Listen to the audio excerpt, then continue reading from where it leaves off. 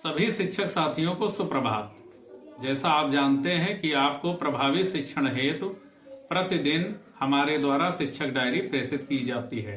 हम सब मिलकर बच्चों के उज्जवल भविष्य निर्माण हेतु समर्पित होकर अपना कार्य कर रहे हैं। नवंबर तक के पाठ्यक्रम को पूरा कर दिया गया है, किंतु कक्षाओं में यह महसूस किया गया है कि बच्चे अपने पूर्व में पढ़े हुए पाठों को धीमे धीमे भूल रहे हैं, जिसके लिए ये आवश्यक हो गया है कि हम बच्चों को पुनरावृत्ति कार्य कराकर उनके ज्ञान को पुनर्जीवित करें। इसलिए अब कार्य योजना बनाकर पुनरावृत्ति कार्य भी करना आवश्यक हो गया है।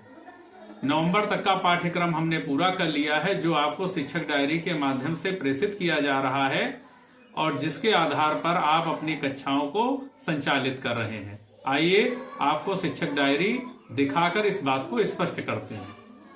देखिए, ये 8 नवंबर की डायरी है। उदाहरण स्वरूप समझते हैं। कक्षा 5 में विजय पथ नामक पाठ 16 पढ़ाया गया है। गणित में पुनरावृत्ति पहले से चल रही है, क्योंकि बच्चों की समझ गणित में बहुत बेहतर नहीं हो पा रही थी। संस्कृत पढ़ाई गई है। अब 7 तारीख से देखते हैं इसमें अन्य विषयों के बारे में। पाठ 16 हिंदी और पाठ 14 इंग्लिश में और लेसन नंबर 19 जल है तो कल EVS पर्यावरण में ये पढ़ाया गया है। अब देखिए, नवंबर के माह में जो पाठ्यक्रम का मासिक विभाजन है उसमें भी देखिए कि EVS में आपदाएं एवं उनसे बचाव, और हम चल रहे हैं जल है तो कल है। मतलब हम नवंबर का पूरा कोर्स पूरा कर चुके हैं, बल्कि दिसंबर में एक पाठ आगे पहुंच चुके हैं। इसी तरीके से हिंदी में देखिए, विजय पथ नवंबर तक है और विजय पथ तक हमने अपना कार्य पूरा कर लिया है।